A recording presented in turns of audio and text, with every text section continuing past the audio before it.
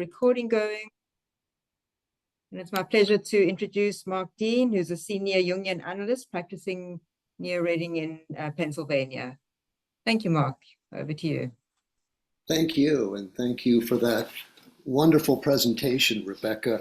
I think we're going to find a lot of commonalities between your presentation and what I'm going to be talking about, but I'm going to approach it from a slightly different angle, because a lot of this material can be approached from many, many angles. I'd like to start out with this quote from Ortega y Gasset. So many things fail to interest us simply because they don't find in us enough surfaces on which to live. And what we have to do then is to increase the number of planes in our mind so that a much larger number of themes can find a place in it at the same time. My experience of Gebser's work, The Ever-Present Origin, is exactly that. And I think Jung is on the same page when he really begins to point out that we as human beings are not singularities, no matter how much our current consciousness state is dominated by a particular structure of consciousness, which tends to have a hegemonic hold upon how we see who we are, where we are, how we relate to nature. And here is Jung.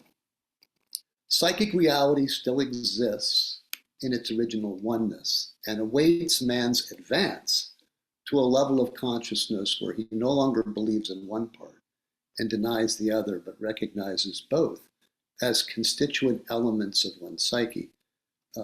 Both Gebser and Jung, and also Gasset there, are talking about the unity of the human being, but also the plurality of modes or ways or aspects of ourselves that we have to engage with nature, both internal to ourselves and also external.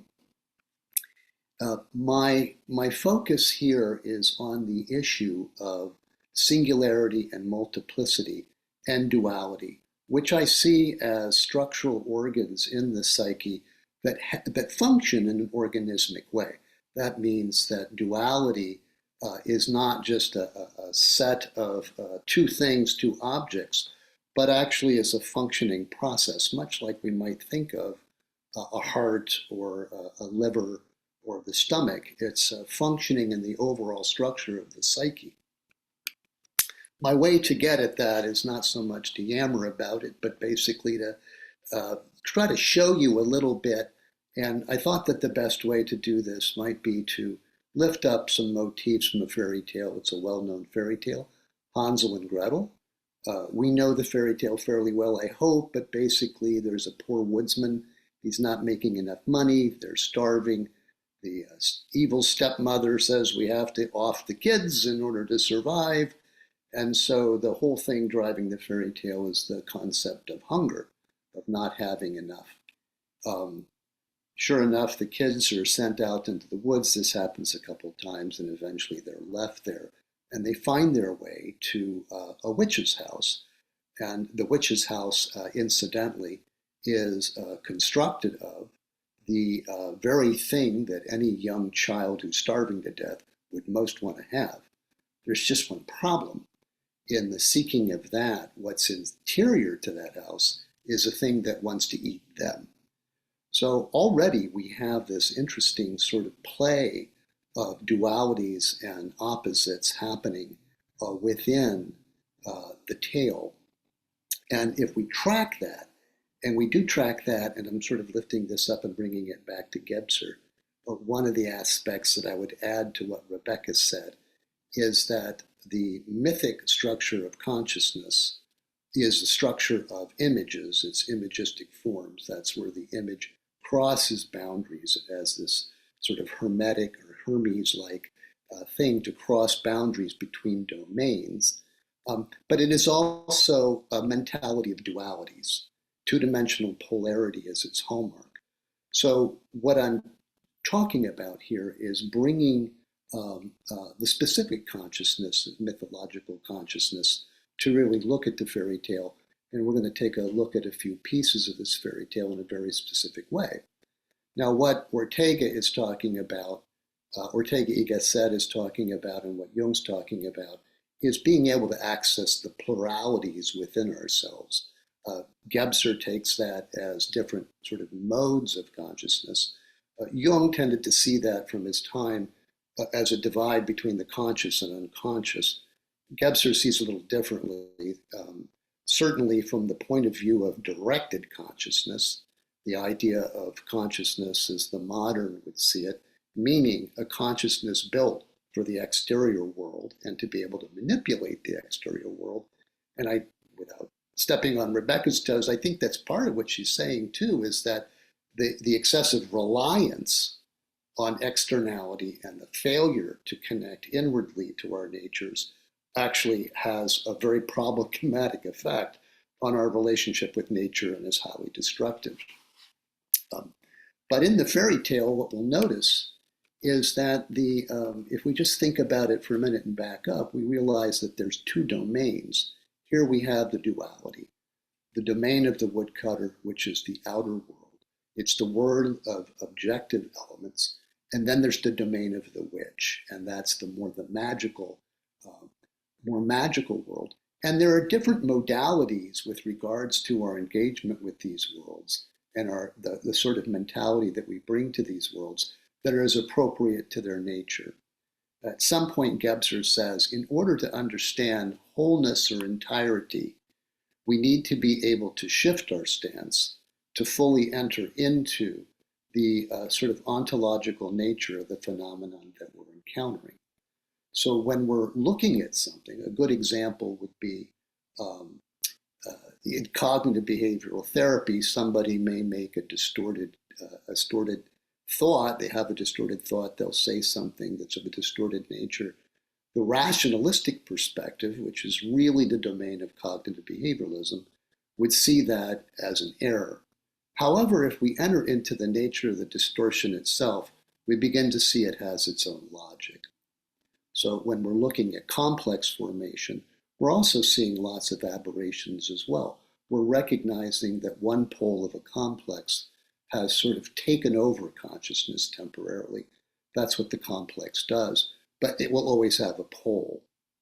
This is what Jung's talking about when he talks about the addiction swallowing the consciousness of the individual and needing a counterbalancing, equally powerful force on the other side to actually create that sort of dialectic or that polarity in which the individual can live.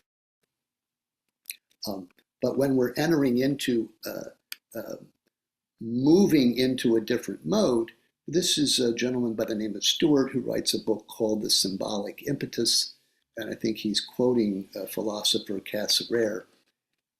He says a mode, in other words, depends essentially on the structural principle, which is operative and dominant in the expression of a symbolic quality. And this form cannot be reduced to any other principle. So here's the problem. You have in our contemporary civilization, the dominant mode is the rationalist mode. It's a mode of what Gebser would call the mental structure of consciousness. But the problem is the structure of consciousness has a hegemonic hold, as many of these modes will do. A particular mode of consciousness will tend to assert its wholeness. That means it will extend its idea ad infinitum.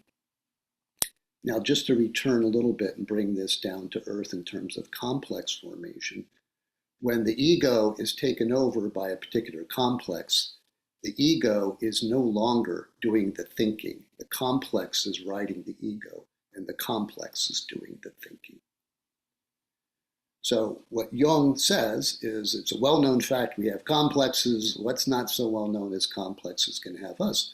And I think the issue of nature and civilization, the kind of conflicts that we're talking about here and the degradation of the environment, has to do with a kind of an imprisoning, if you will, of our awareness and our capacity for consciousness in a model that is really alienated and separated from nature.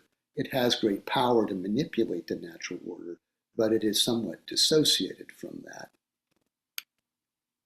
Now, looking back at the fairy tale, we move into magical consciousness. One of the aspects of magical consciousness, which we saw, what Rebecca showed, that sort of scale, and I'll show it in a minute, of the archaic, the magical, the mythical, and then what he calls mental structure of consciousness, which is really highly equated with rationalism, what he calls perspectivity. Perspectivity is the idea of a human here looking at something there. Prior to that structure of consciousness, human beings were embedded far more in nature. And as you go down that scale, from the mental down to the mythical, down to the magical, down to the archaic, there's much more of an embeddedness of consciousness in nature. As you move up, it's much more separate. We move to the magical structure of consciousness. According to that structure of consciousness, sameness or similarity is sameness. Now, this is the kind of mentality that puts things together in a synchronistic way that seem like they might not be related or they're separated across time. Or in the word association test, something comes up across the field that correlates with it. Now, there's no physical correlation necessarily between those things, but there's a similarity, there's a kind of qualitative similarity that connects the two, and it creates an energic, meaning an energy arc between the two. And again, this is just reorienting, picking up. If you read The Ever-Present Origin, it's a really great book, I would agree. I keep reading it myself. But the structure here is non-differentiation, an emotional resonance that we have here in the magical world. And then the mythic, correspondence and imagination. So the mythic world is the world of personifications. Earlier it was mentioned that there's ghosts. Earlier it was mentioned, is a ghost different than an unknown figure in a dream, maybe is different than a known figure in a dream. All those elements can be seen mythically. We can bring a mythical lens and understand that they are essentially personifications. What they are personifications of really depends on the qualitative nature of the image. So we would want to also understand that in context. Integral consciousness, has been pointed out, is the capacity to actually see not only the physiological or the physical world and the outer world outwardly, but also to see internally and understand that through objects that we see in our life are also alive with meaning and resonance and reflecting ourselves and our nature.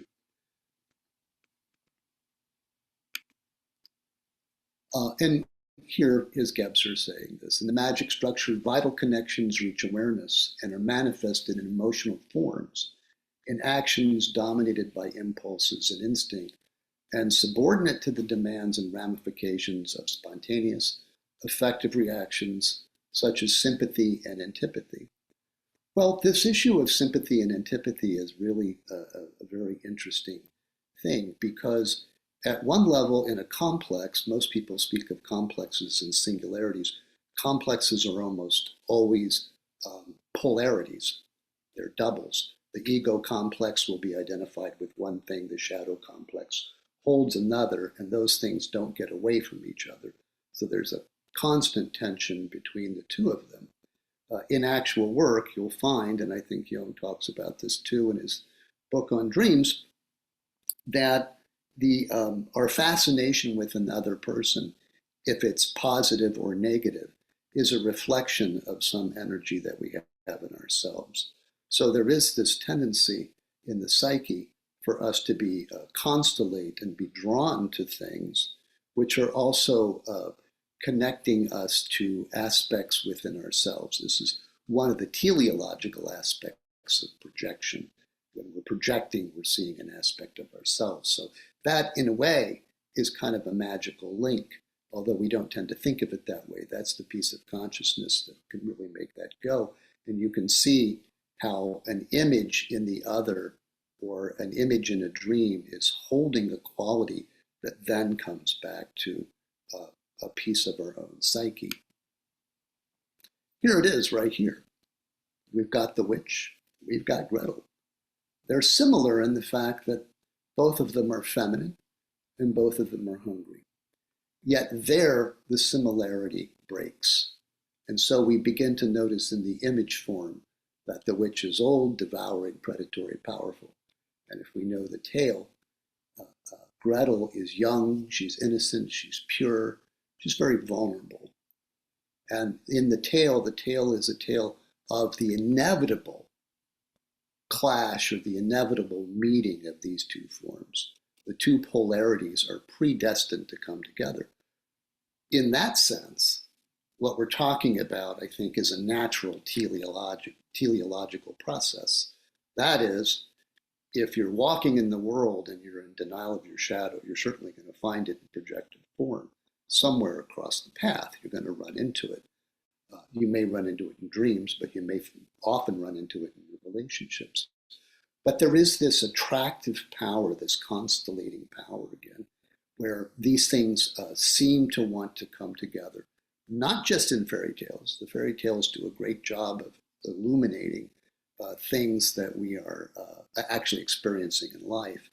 And if you take those principles and begin to look at your life, you'll begin to see how the fairy tale really lays out a blueprint. Maybe not specifically a blueprint for your life, but the principles that are operant in the fairy tale, such as this dynamic that I'm talking about, are operating throughout life.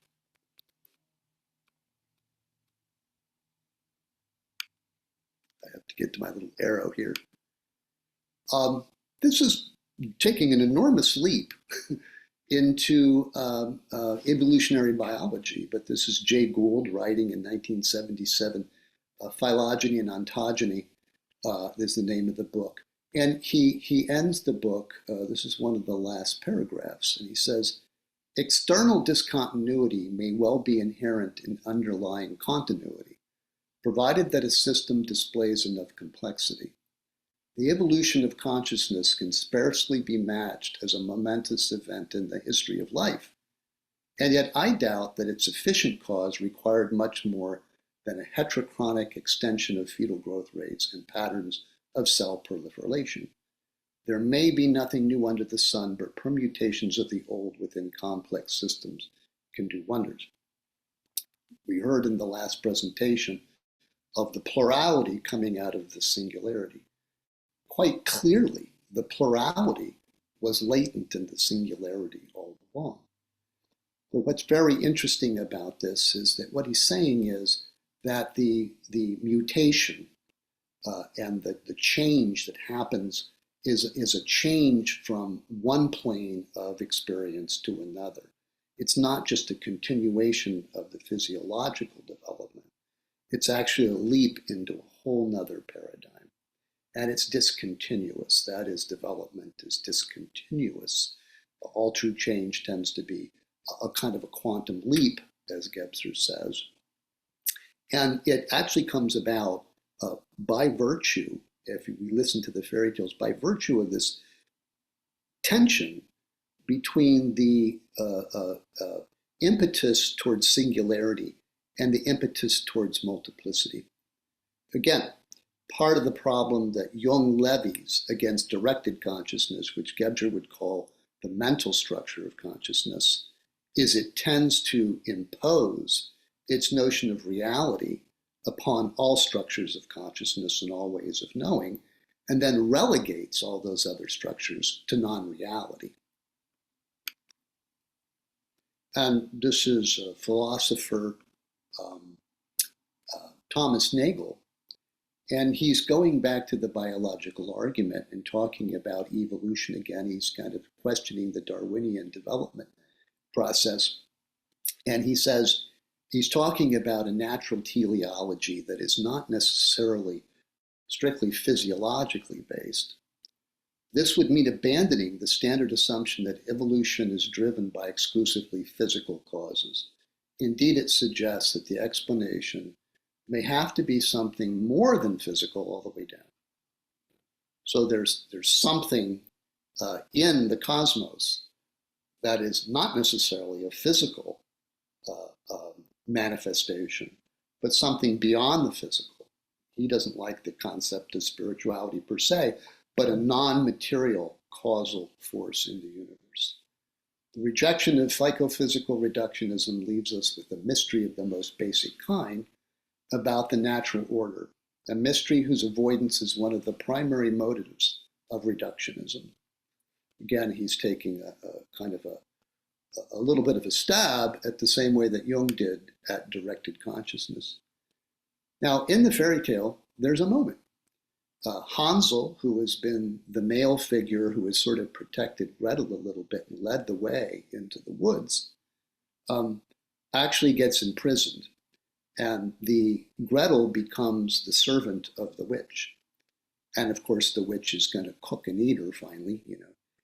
And there's this moment in the fairy tale, and there will be a moment like this in many fairy tales, where suddenly there'll be a shift. And here we realize Gretel sees what the witch is thinking.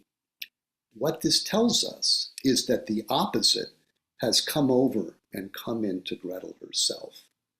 We might say that as a piece of shadow has come in. Not the entire shadow, she hasn't become a witch, but she's internalized a destructive capability. And boom, in the witch goes, into the fireplace, and she burns up. It's then Gretel that leads the way back. So suddenly this element that was more feeble, more pure, and less developed, less capable, suddenly becomes the thing that's capable. And it has done this by virtue of meeting the thing that would kill her. Now, Rebecca talked a little bit about the idea that approaching that place in the psyche can become a place of coming close to annihilation. The existing structure of consciousness sees that as very dangerous. But it's actually a process that is in part of the regeneration of consciousness. You see this in alchemy, of course, where the elements are dissolved, the king and the queen are dissolved, and they kind of lose their form and come back in another form. And that's part of the transformation process. How are we doing for time, by the way? We've got a minute or two to wrap up, and then we're going to go to questions. Okay, I'll wrap up. Great. This is something that's really important, and I think it really does dovetail with what Rebecca's talking about, is that the any mode of consciousness, Gebser tells us, has the tendency to not be able to understand the other modes. What Gebser is talking about in that first quote is that it's up to us to actually go in and understand those kinds of structures, to broaden our capacity to engage that inner world, which is actually constructed of those things. If you want to understand this a little bit better, and if you haven't done so, highly recommend you read Two Types of Thinking, which is the beginning of volume 5, where Jung, it's really interesting how he plays that out and then he enacts it in Symbols of Transformation when he does the Miller fantasies. What he's doing there is he's talking about the movement in between states and structures of consciousness. And again, for Jung, all of those structures of consciousness below the mental structure, the mythical and the magical, he tends to equate with the unconscious. I think what's really happened is that has gone internal to us and has fallen into shadow. Let me see if I have. Well, I'm just going to end with this. This is a writer, Arthur Versluis, writing about esoteric text. And the important thing about this is he's talking about approaches to phenomena. So in order to approach mythic phenomena, we have to understand it through a mythic consciousness. We have to put ourselves into that mindset. We can't judge it from an external consciousness, the kind of consciousness that comes with the mental structure of consciousness that we see as more scientific. Milton Scarborough has a lovely book called Myth and Modernity, and in which he says, no, the actual truth of a myth is that we inhabit the myth. It's not about whether it's true or false. It's a question of whether it organizes the multiplicities and the high diversity of our experience. But Lewis outlines these three types of readers of text. Closed readers who come to the work with a predetermined thesis, they don't enter into it. Sympathetic readers who are actually able to imaginatively enter into it, but also initiates who enter into the process that the text is presenting, meaning that the fictive element is something that they inhabit.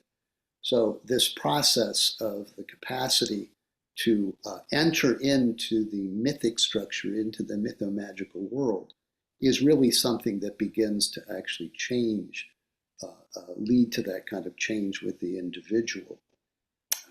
And I think I'll leave it there because I know we're hard up for time, but thank you for listening. Happy to. Thank you.